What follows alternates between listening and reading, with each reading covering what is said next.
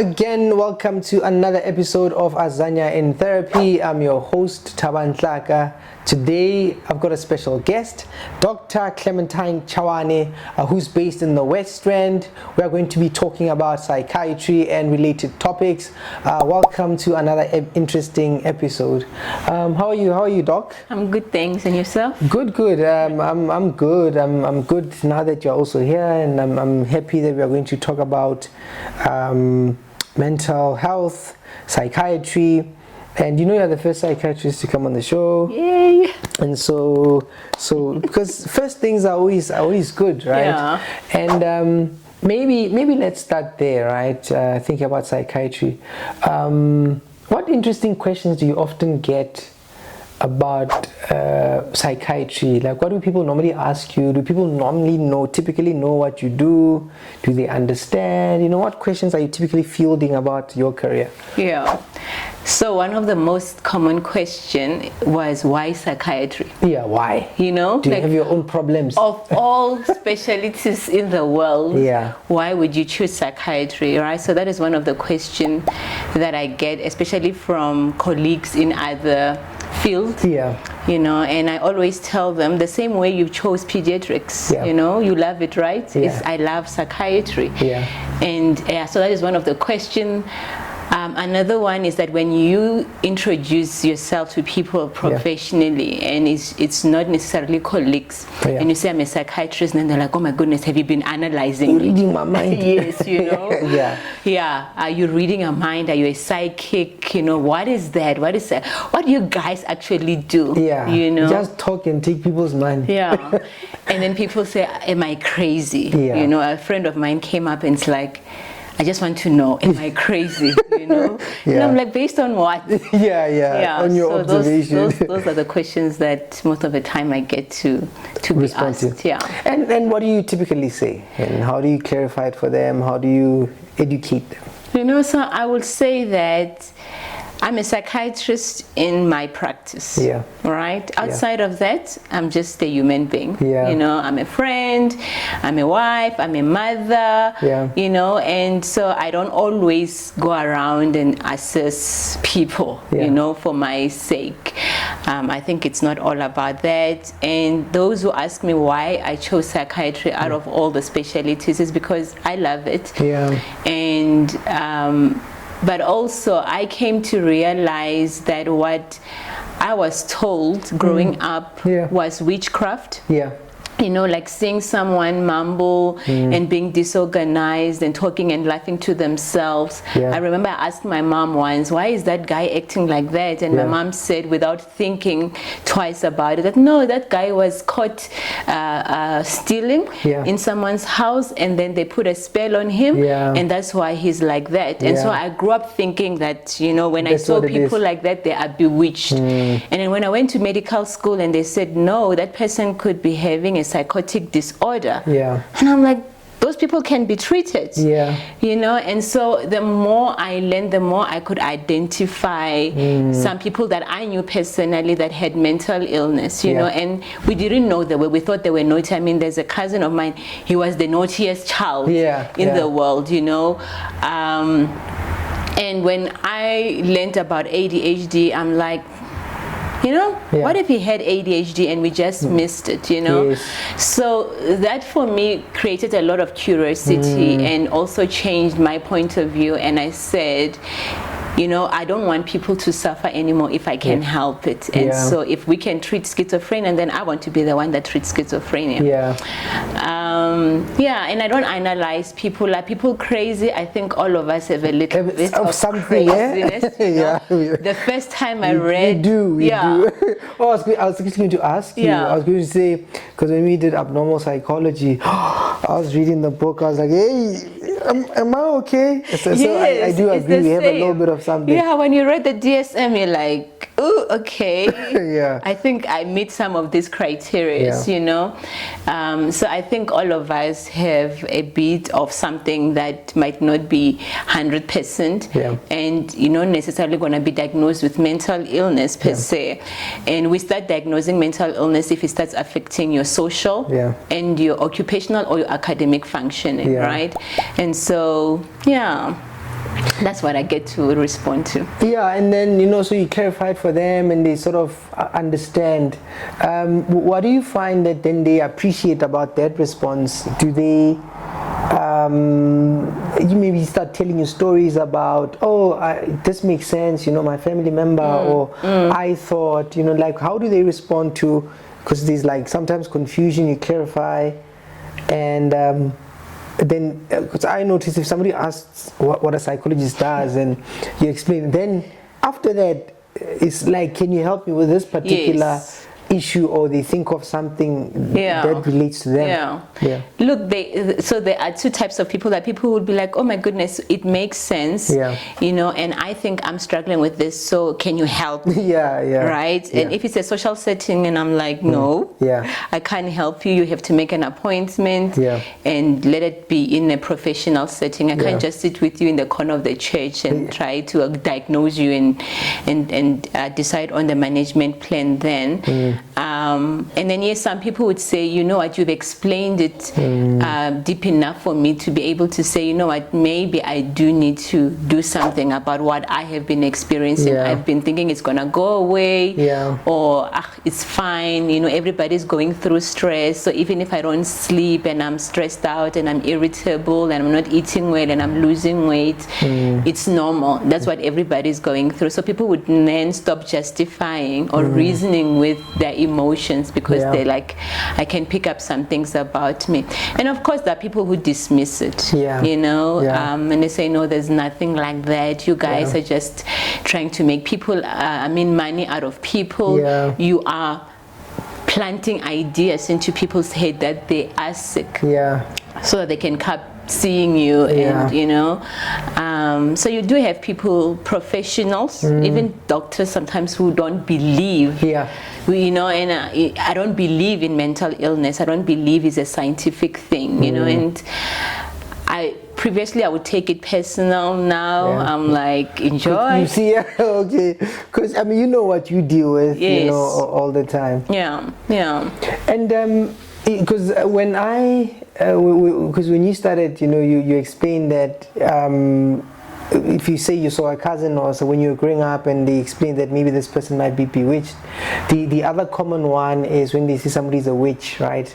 And I had a lot of that growing up, where they'll say this lady was they found this lady in some yard, and they asked her who she was, and she couldn't explain, right? And then she was maybe I don't know, they'll say anatswarehile in my language, anatswarehile, she was in my language, so there must have been a witch, and so there are all these sort of understandings. Now you talk about professionals, right? So I'm also aware of professionals. Medical doctors will say that, will say, oh, this is so nice, you guys just talk to people, and oh, how easy this thing is so easy that you just talk to people and they pay you, right? And sometimes I wonder if they actually understand the journey. Maybe let's break it down. So how does somebody get to become a psychiatrist, right? What's the route? How do you become one? Okay, so you have to become a medical doctor. So you go to medical school and you learn to become a doctor, and then you do your internship and then your community service, after which you are free to do what you want. If you want to stay being a general practitioner, you can. If you want to specialize, then you choose your area of interest, and most of the time we develop this area of interest. Some people are determined from the beginning, when they go to medical school, they already know I want to be a surgeon, and so after community service they go and specialize. Some people develop it during their exposure. All right, so as you're exposed to different fields in medicine, then you're like, this one resonates with me, and then you study further. So after community service, then it's a 4-year master's degree, right? So you study master's and then you write your board exams. What others will call it board exams. Is and it then 2 or 2? No, so it's 4. 4 exams. No, it's 4 exams. So you would do an entry exam, all right, in your first year. We call it primaries. And then you will do your final exams after 4 years, all right? And so during that 4-year training is that you are only doing your specialty. So for me, I was only doing psychiatry, nothing else. And you have to do research, and so after which you can have master's degree, and then you write your board exams. Once you pass your board exams, then you are recognized as a specialist. But it's 4 years. It can go beyond that, depending on whether or not you pass. And it becomes difficult because then you are older, and other things, you know, start coming in life, marriage, children, you know, financial responsibility. So sometimes it can drag long, but 4 years, most people are able to get their special. That's how it's supposed to be. And then from there, people either go do, you know, do they do private work? Do they do public work? What are the different, how can somebody branch from there? Private practice, or you work for the government, you know, research, and, you know? So most people would, after finishing, would go to the public, all right, public sector.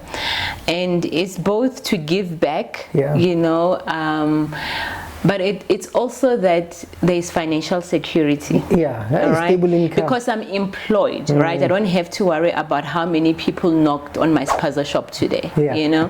So private work is also business, all right? And so the teething problem of starting a business sometimes can be intimidating. So you go to public and then start building your private practice, and once you feel like you are comfortable, all right, then you can go to private practice. Private practice is also intimidating, you know, because the training is that we train together. You are in an academic hospital. There are different inputs.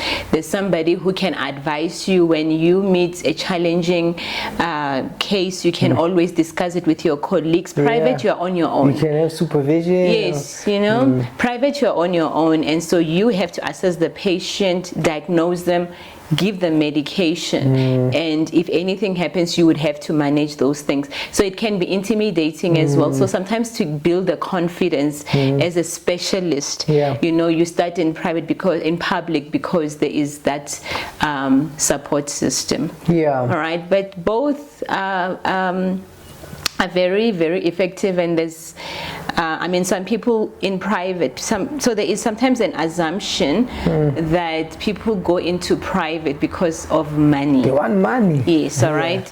You want money. And, you know, that is a wrong assumption, you know, because at the end of the day, we are all seeing sick people. All right. The difference is that your money comes from the government, and then my money comes from medical aid or somebody's bank account. But at the end of the day, I see people who are ill, you know, and so we must take that notion that people go into private purely to make money and not necessarily to help people, you know. And do you in South Africa, just maybe not necessarily what you do, but the landscape, what psychiatrists usually get into, do we have a lot of psychiatrists doing forensic work, doing research, like in South Africa, what do most of you do? Right, and so I think the first point I would like to mention is that we have few psychiatrists. Compared to other specialties, we have very few psychiatrists, right? So I was checking out some studies and some research, and it is said that in South Africa, it's one psychiatrist against 100,000 South Africans. So the ratio, right?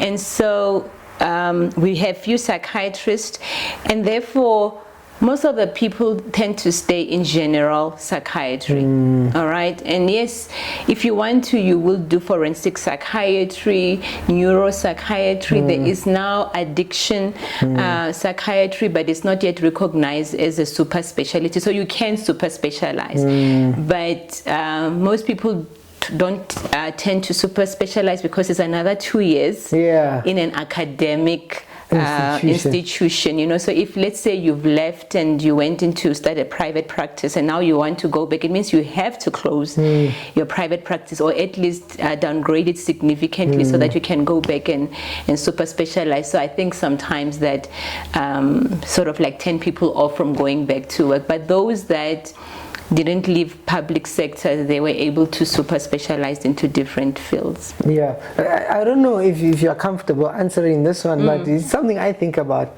I find that you know, in private, right, there's a lot of so one psychiatrist would have an office in this institution, then they have another office in this institution, and like, so I always ask myself, like, when do they like go there, and then they might even have a job. So like, how long, how many hours, how does that work, you know what I mean? No, you know, I think I started off like that, right? And for me, it was just the anxiety. It was like the more I spread myself, the more I will be able to have income. I see. All right. In the beginning, it was not about being rich. It was that, will I be able to pay my debts? Yeah. You know. Yeah. And so you think you will have capacity to go around to all these places. So I was in 2 places and the hospital. Yeah. Right. And within a month, I like, couldn't. Yeah. You know. And so, because on average, if it's a new patient, you can spend an hour. Yeah. All right, and then reviews is 30 minutes. So you see so many people a day. Yeah. Because you have so many hours in a day, and you still have to go back home to other life. You can't just work until 12 o'clock. Yeah. You know, so. Eventually, the people who have practices all over, they start, you know, focusing on one. Yeah. You know, because as you become known and established, running around becomes very stressful. Yeah. You know, so some people can, but most people will tell you that, you know, I can only be in one place. Some people are even now choosing, am I working in the hospital alone, or am I doing outpatient? Yeah. You know, am I gonna have a practice outside? You know, but you can't work in the hospital because you need to follow up those people outside. You know, and so sometimes it can be difficult. So you can see now that some psychiatrists will say, I only see patients in my rooms, I don't admit them. If they need admission for whatever reason, I will ask someone who works in the hospital to admit them, because they are busy. I mean, 1 to 100,000. Yeah, that's all right. And I think that's why there's a long waiting list. All right, because people think we're just snobs. Yeah. We tell people, no, I'll see you in 6 months. You know, you must understand that, you know, the load is too much. And that's why I appreciate setting like this, because you know, we can educate the public about mental illness and about mental well-being, so that people can pick up things when it's still early, and not be desperate to say, I need to see somebody today, because the likelihood of you seeing somebody today is impossible. Which is an important thing that you're bringing up, right? The way we understand mental health and mental illness, right? And I mean, you do talk about maybe to say a little bit about that, you know, because when I look at the information that you usually put out there, like you are educating people, and so what are your thoughts around mental health, mental illness, you know, just making the public aware about, you know, what is it that we do, and you know, your thoughts on that? Yeah. So I think doctors, the training is that we have to treat an illness. Yeah. All right. So like this illness model. Yes. All right. If you are not ill, we can't treat you. There's nothing wrong with you. And yes, that's a good thing, right? We don't want to treat everyone. Yeah. But the thing is, we have to start also asking ourselves, where does the illness start? Yeah. All right. And I think that, you know, even with HIV, we know it was like, we're not going to wait until people have a CDF count to put them on, or, you know, to put them on ARVs. We have to start going to the community and tell them about, this is what HIV, this is how HIV gets transmitted, these are the symptoms. So it was the prevention on, let's prevent you having HIV, but if you have it, look out for the symptoms, and then let's put you on ARVs as soon as possible to prevent the progression of the illness, right? And so in psychiatry, we still are waiting for patients to come to us. And then with the stigma on mental illness, I believe that it's like maybe 1 in 1,000 will have the courage and even the resources to seek mental health services. So what we're seeing is that people are coming at their wits' end, right? So for us, or for myself as a psychiatrist, how we usually pick up patients is because they've attempted suicide and they were unsuccessful, right? And so they would call us, this patient attempted suicide, and then they would have to be assessed by a psychiatrist and being treated for underlying mental illness. But when you interview them, you can see that this problem has been going on for a while, and you wonder, but why didn't you do something about it? And most of them, they will tell you, I thought I was gonna get better. That'll be fine. Yes, and I didn't even recognize my symptoms as an illness. You know, and so doctors will treat an illness. We can't treat you if you don't have an illness. But I think because of the knowledge that we have, we also have the responsibility to teach people what the illness looks like, how it starts, and so that people can seek help very early, you know. So another thing that now I'm starting to focus on is mental well-being, right? Because I believe that mental sanity, let me say this word, sanity is a gift, but it's a very fragile gift at the moment, right? That's a beautiful way of putting it, though. Thank you. You know, because it's been compromised. We are all, since COVID, under the same blanket of stress. All of us are stressed, right? Now there's load shedding, right? It stresses us. We have to plan our lives around this thing, whether what time do I leave for work, what time do I wake up, what time do I come home to be able to cook and do everything. We're cooking like it's Master Chef. Yes. You know, somebody was saying that it's like you're cooking with time, you know, just now they're going to switch off, you must quickly cook and eat, and so all that impacts on us. Yes, it impacts on us. It causes this level of anxiety, but it becomes bearable, you know, because when you speak to everyone, everyone is complaining about the same thing. So you're like, okay, I'm not the only one. We're in the same WhatsApp group, so I don't have to necessarily seek help. Because if I seek help, then I come across as though I'm weak. Right? Because if we are all stressed because of where the world is turning, this is normal, you know. Yes, you know. But the thing is, stress is very subjective. What stresses me might not stress you, and how I respond to stress is also different, you know. And so enough stress that's compromising your mental well-being, you know. And for me, it's the triad about mental illness or mental health is about having a healthy balance between your thoughts, your behavior, and your emotions. All right. And so if there's a dysregulation somewhere and some things are out of sequence, you have a chance of developing mental illness, especially depression and anxiety. All right. And if those are not taken care of, then it can progress to a point where people are being suicidal. All right. And when we speak to them, right, to say what caused you to be suicidal, it's things that I could be going through. Is I'm in financial debt. How did you get into financial debt? It's not like I took a loan and went to Dubai to splash it. You know, it was I needed to pay school fees. You know, there were a lot of funerals in my family. You know, I needed this is things that we all need, and those things got them into debt, and now they don't know how to get out of debt.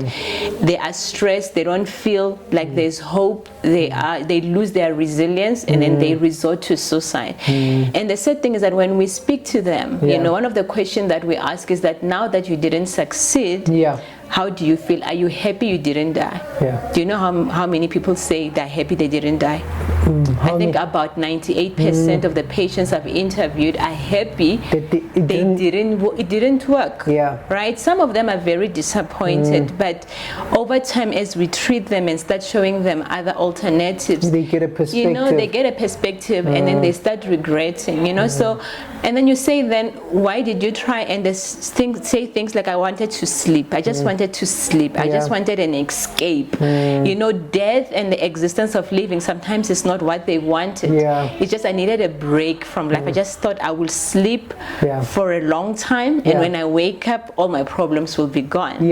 you know, and that is because they didn't take care of small symptoms like I'm tired, I can't sleep, I can't see color anymore, life is bland, food is bland, I don't have pleasure. And those are familiar symptoms that we all can experience, but those are the symptoms also of depression. So people don't see when they move from orange to red. You know, and so they come when they're very red. And you must see them now. You must see them now, and we don't. And it's not sometimes even about seeing them now. It's that you must solve my problem now.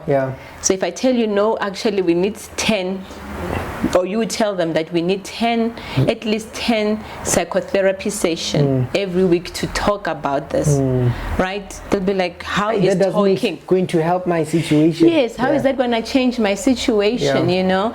And for me as a psychiatrist, if I give them medication and I'll tell them, you know, an antidepressant will take about 2 weeks to 4 weeks to kick in, right? And you're like, I don't have 4 weeks. I need something that is going to help me today.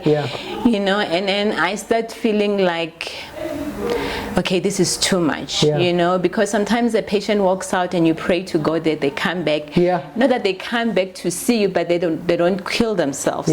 You know, because you know that I didn't give them the agent solution they were hoping to, because we don't have them.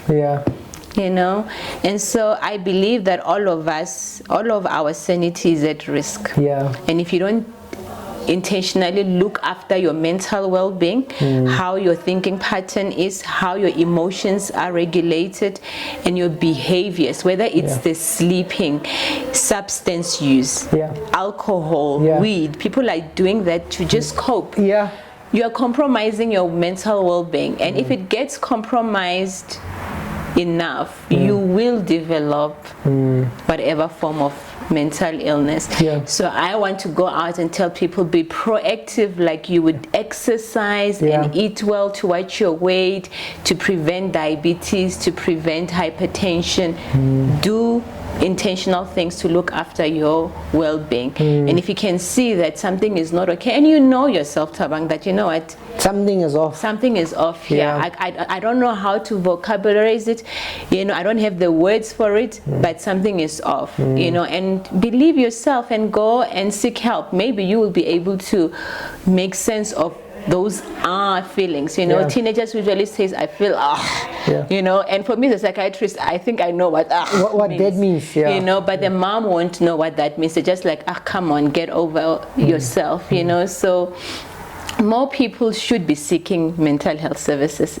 You know, I say in 2023, the way things are going, if you are not seeing a mental health care professional, you could be in trouble. You might be missing something. Yes. And I think it's important the way you are explaining it, because what you're saying is that, you know, all of us are at risk. Because there's this idea that people who do then experience depression or anxiety, or they are struggling, there's a sense of weakness. You know, they are weak.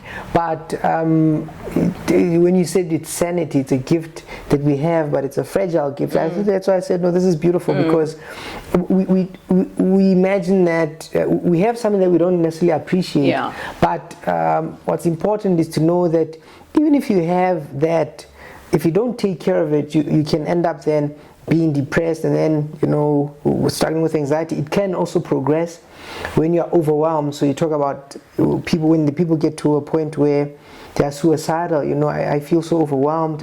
If I just rested, if I just died and rested. And most people, they just want to rest. They just want to rest. The world is so tiring at the time. So I think it's a lovely way of putting it. And maybe if I link it to the idea of, because I see some of your work as well, and you're reflecting a lot on men's mental health.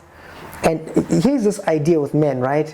It's sort of like men walk around with this idea that the world doesn't care about you unless you can buy something. Right? So if you can't afford anything, forget it. Nobody cares about you. I think Chris Rock even makes a joke about people who are loved unconditionally, you know, women and children. But if you're a man, you must just know conditions apply.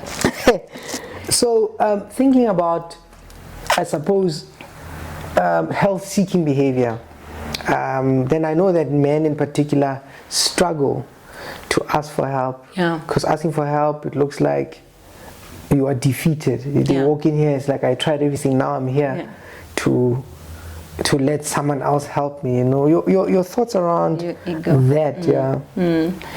Okay, so thanks for asking that. I'm going to use this opportunity to say that we are hosting a mental health seminar on the 10th of June. It's going to be in the north of Joburg. And it's more oriented on men. Men generally tend to seek help when it's very late, right? And I think from a mental health point of view, I think a lot of it is coming from our culture, all right? It's what we tell men, right? So men need to be strong. Men don't show emotion. Men needs to bear the unbearable, right? And now in this world of money and power and sex, you know, if you don't have enough men, you know, you can't even get a partner. All right. They don't even look. They don't look your way. Even as a man, you know where you don't look. Because you are broke. You can't afford, so you don't even look. You know, so it has become a very important topic for us. You know, even in the textbooks, they would say that, you know, depression and anxiety is more prevalent in females, and most of it is attributed to the hormones that females have. But I believe that also, remember how we pick up stats is how many people actually seek help. What if it's not just the hormones? What if it's just there are less men who are acknowledging that they are depressed and seeking help, and so we're having, you know, some skewed sort of stats, you know. So men usually don't seek help, and they will definitely not seek mental health services. So typically how men present is very serious suicide attempts, right? And I can't say it here because I don't want to suggest anything to anyone. The methods that they use. The methods they use, but it's usually what we call serious suicide attempt. So they actually survived by chance, all right?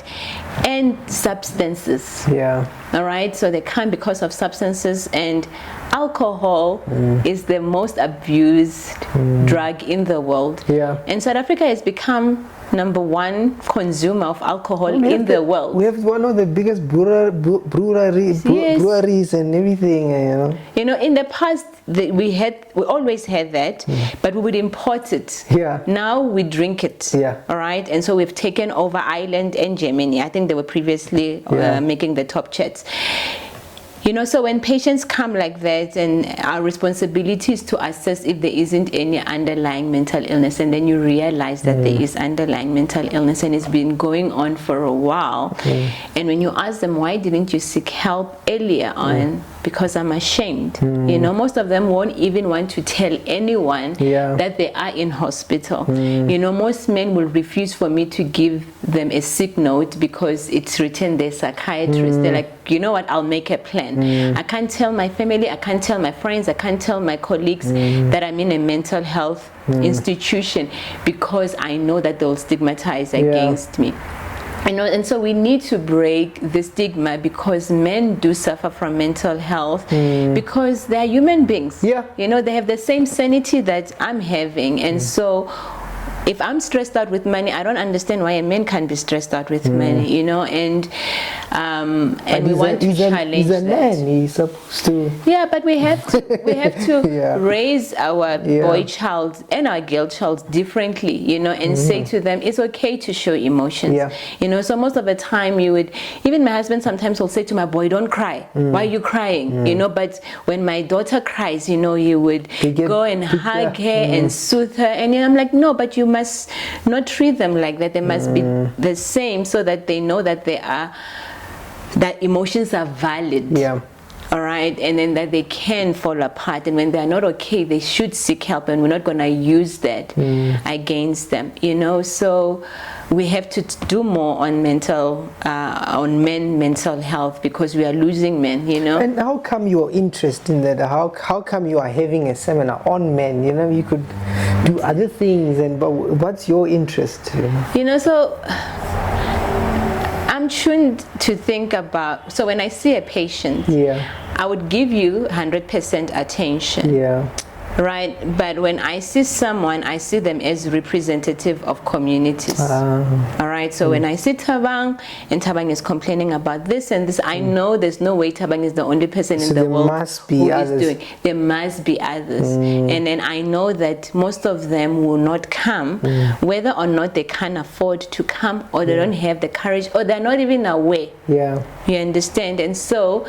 And that's the thing, I'm saying that I can't wait for people to come to me and say I'm sick, because by the time they come, there's little I can do. But maybe I can go to them and say, this is what illness looks like, all right? So be proactive, prevent it, cut down on your alcohol use, you know? Using cocaine to cope with, because you're working at this top-notch bank and you are working on commission and you are pressured, you know, it will later on affect your mental well-being. So most patients come to us and then you tell them, what you are telling me is depression. Or I would tell them things like, your symptoms qualify for alcohol use disorder. You know, what previously would call alcoholism. And we've taken that word because every time I ask people, what is an alcoholic? They would tell me is an old man, right? He's in his 65, he's lost everything. And so it means that if I don't look like that picture that I think an alcoholics look like, I'm not. Even though I might be. And so I tell them, you know, you have symptoms of alcoholism, and they're like, no. And then I open the textbooks and I'm like, read. And they say, but how come you guys don't tell us this thing? All right, how come you don't tell us out there that these are the things? Because I didn't know. I thought, no, I'm not an alcoholic because I drink from Friday to Sunday and Monday to Friday. I'm not functional, you know. And so I thought an alcoholic is somebody who drinks every day. And I'm like, but how did they start? You know, so it's those things where people are not, sometimes people are making decisions because they don't know better. All right, but who's going to tell us? Who's going to tell them if we don't? You know, so that's what I'm trying to do, and it's because of the need. And yes, there are more men now in our institution than before. All right, there are more men in the institution, but like I'm saying, when they come there, no, I want to be here for 2 days, and I'm like, I can't do much in 2 days. You know, I need to go back to work, I need to go back to life. So they never really get the full benefit of the treatment because they're already worried about other things. I think that's important work, because I mean, I too observe that, you know, I see more men are coming a bit more. It used to be like 90, 98%, 95% females, but with time I see, you know, they don't, men are coming, and there's a bit of an awareness, and I think it's partly because of what has happened, what we're exposing to, and I think people are aware. So that's a wonderful thing that's going on. Then you also touched on suicide, right? And I'm curious about your thoughts around, see, technology with teens, men, say maybe with finances, work, and the older population, because I also wasn't aware that, you know, the older people also, you know, contemplate suicide. And what your thoughts are on those groups of people? We're all prone. All right, and that's the thing. I think we should understand that we are all prone. I am as prone to suicide as everybody else. As even though I'm a psychiatrist, if I don't look after my mental well-being, I can't do that. Right? Teenagers, yes. I mean, the rate of teen suicide has increased significantly. I think the last time I checked, they were saying 400% ever since COVID. All right. So it means that most of the teenagers have thought of suicide at some point. All right. And yes, when we see them, yes, in clinical practice, and I know that is a selected population because already they are having symptoms of depression or something, that's why they're coming to see us. But most teenagers, when you interview them or you speak to them, even at schools, they will tell you that they have thought of suicide, and some of them have attempted suicide, and the parents don't know. all right? And I would say, why won't you speak to your parents about it? Because they'll beat me up, all right? They will invalidate the fact that I'm stressed. And most parents will say, why are they stressed? Yeah, you're going to a nice school, yes. We bought you this, PlayStation. What problems do you have? Got food in the fridge, So that's a thing. And so then these kids now keep quiet and keep emotions that they are struggling to regulate. And teenagers, by virtue of being developing individuals, you're an adult one day, yes. you are, all right, they are figuring yourself out. They're emotionally dysregulated, but they just need someone to say it's okay to be emotionally dysregulated, because if they don't know, they don't know how to put words into those emotions, and so they don't know how to express themselves, but they feel this and then they resort to suicide because it has become a buzzword as well, all right? And with teenagers, most of the time when you speak to them, when you say I'm feeling suicidal, what do you really mean? And when you interview them, they'll tell you, I'm feeling afraid, I'm feeling overwhelmed, I'm feeling anxious, I'm feeling ashamed, I'm feeling guilty. And so they substitute sometimes the emotions with this word, I feel suicidal. But there's a lot, it's like it's the tip of the iceberg. This word suicide is a tip of the iceberg. There's a lot of emotions, that they are feeling. And parents might not be able to unpack those emotions because they're not trained to do so. And so most of them might dismiss them. Most of the time they dismiss them, all right, instead of seeking help, because they also feel like when they bring their children to us, they failed as parents. And I'm like, no, you haven't failed as a parent. It's something that is outside of you. It's something that they will go through because they are adolescent. Yes, men, we have spoken about them. Men tend to have a high rate of successful suicides compared to females, all right? Because so they take the most drastic measures to do it. They want to make sure they are successful in that. It's usually planned over time, and they've researched and then they've done a lot of work, because the shame of not succeeding sometimes make sure that everything is perfect. Females, we tend to be impulsive about it, so it will be at the heat of the moment, and then I just do whatever is available in my vicinity to do that. Older people are prone to depression, all right? And now, we have moved away from our homestead into town. Our parents are left alone. People are lonely, all right? So older people are prone to being lonely.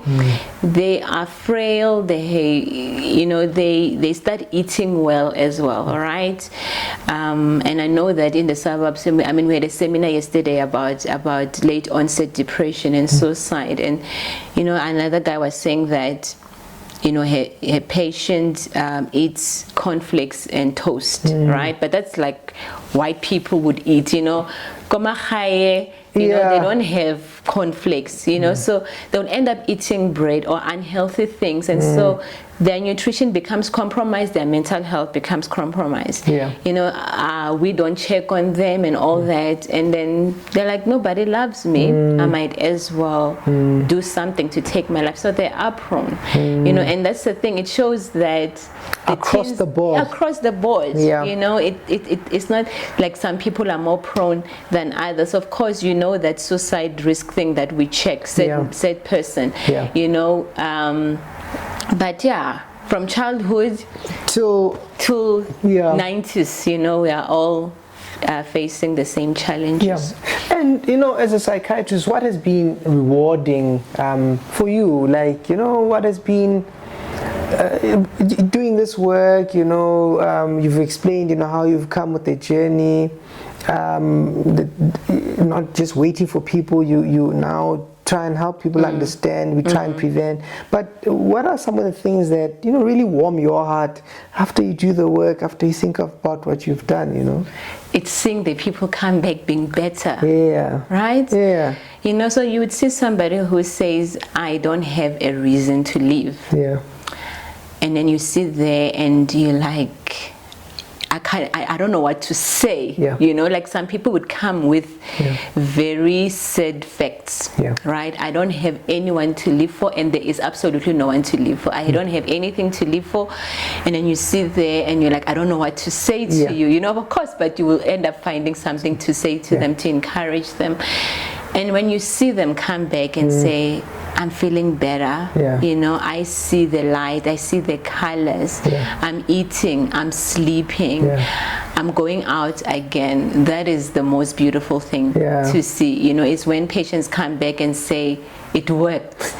You know, it does work. It does work. Of course, you have people who say, no, it didn't work for me and that, but most people come back and say, it works. And so I always tell them I'm having a happy dance inside. I have to stay professional and all that, but inside I'm really, really dancing to see that, you know, someone has improved. And it's not only about depression, even with schizophrenia, you know, somebody comes in and say the voices have stopped, you know, I've gone back to work. You know, a parent will say my child is waking up and eating and interacting with others. You know, well, in the past they would sit in the corner and just mumble to themselves, and whenever we go speak to them, become aggressive. You know, an adolescent who has stopped self-harming and is not suicidal and is doing well at school. There are a lot of beautiful stories, and unlike dentists and other doctors, we can't take selfies with our patients, you know, but it would they can't write reviews for you, you know. It would be great for us to start normalizing and say, hey, I'm also seeing a psychiatrist, I'm also seeing a psychologist, I'm on medication and I'm doing well. Because that's what broke the stigma with HIV. All right, is when people come out and say, I look good, but it's because I'm taking my ARVs, you know. And so if people start going out and, you know, in the public and telling people, I too suffer from mental illness, but I'm well, you know, it encourages others. Wonderful. I mean, I can relate to that. Even when you say that, I'm having, you know, memories of people. The other day I saw a young man, I mean, he was struggling, but he came looking good, smelling nice, he's got a job. Man, I thought I could go home after that. I thought, you see, this is it, you know, I thought where we were, so I can relate to that. This is wonderful. I mean, having, speaking to you. But maybe before we close, maybe one final thing for you. What is the future like? You know, what are you planning? You've got the seminar, but what are you thinking about, looking forward to? So I will continue seeing patients one-on-one, right? And it's to bring more social awareness. You know, I always, you know, like people would say, why don't you speak about teen suicide? I'm like, I'm waiting for the big social media companies to invite me to speak in their station, you know. And they're like, why don't you create your own platforms to educate people? You know, so that's what I'm going to be focusing on now, even though it's way outside of my comfort zone, but I can't be selfish and being fearful and be intimidated while people are really suffering. And so whether it's going to be podcast for now, and then we'll see what happens. Or a book. A show. You know? Well, I can see them. Is it? I receive. I can. You know, but the aim really is, in the world of social media and people having followers and publicity and all that, you know, I always say that there's a fine line between social awareness and personal publicity. The difference is the intention. All right? The intention is not to get famous. The intention is to educate people. I want people to make informed decisions. I want people to be proactive about their mental well-being. I want companies to incorporate screening for mental illness and promoting mental well-being like they do for HIV and for TB and diabetes and high blood pressure and cholesterol, you know. I just want mental illness to be embraced in our homes, in our lives, because if we manage it, then we're healthier people. You know, when they say that we are consuming the most alcohol, we don't consume alcohol because we're the happiest country in the world. No, because that's what we want to do. Or we are rich. Right? So you have people who say that I'm in debt, but The alcoholics, I'm like, where do you get the money to buy the alcohol while your child is not at school, you know, and you're always running away from machonisa, you know? And so we just have to go out and talk about this thing so that people can make more informed decisions. People will know where to go, right? And I think that's another thing that we wanted to speak about is people always, I don't know who to go to. You know, there's a lot of you guys. There's psychologists, there's counselors, there's a psychiatrist, there's a life coach, you know. Registered counselor. You know, so who do I go to first, you know? And what I can say is that go to the one that is nearest to you. You can go to a general practitioner. If your general practitioner feels this is more intense for them, they will refer. And I hope that those GPs are not ignorant of mental health. You know, I find that most of them are now comfortable calling and say, please help me. I'm having this patient that I'm worried about mentally. You know, and there is this notion as well that people think psychiatrists is crazy people and psychologists is normal people. Yeah, there's this stigma. Yes. You know, and so the difference most of the time is that psychiatrists will diagnose you. If there is a diagnosis, we'll give you the diagnosis and they'll try to manage the condition. Depending on the severity, we might say, you know what, you need to just go into therapy. We don't need to give you medication. Or I'll give you medication if you're having insomnia, sleeping problems, and then I might prescribe something to help with that, but then say, go see a psychologist, right? Because we are trained to do therapy, but our training is not as intense as your training, all right? So I don't like doing therapy because I always say I do common sense therapy, right? And so we will always refer to a psychologist. It's part of the treatment because it yields better outcome. And then there will be a chance, a greater chance, like 98% chance that medication will be prescribed to you. And so when you go to see a psychiatrist, you must be open-minded to medication and rather come and ask about what are you concerned about with the medication. People always ask, am I going to be dependent on the medication? And I will always ask them, is somebody with diabetes dependent on insulin? Is someone with HIV dependent on ARVs? And they say yes. And I'm like, but why do you think depression is not an illness? People think it's not an illness, it's something you're going through, and if you manage your stresses, your depression should go away. If that was the case, then we would have less people who are depressed, you know. So it's just managing those expectations from people. Thank you very much. Actually, you know, the one question I thought is that we didn't say enough about medication, but lovely that you brought it up. But thank you very much. This was awesome. This is wonderful. Thank you for coming all the way from the west, all the way from the west to this Pretoria, Purple City. Really appreciate it. Thank you very much. No, I'm glad. You know, the calling is big. And we just want to get as much love and information to everyone. So whenever there's an opportunity to spread the gospel, I will do so. Thank you. Much appreciated. All right.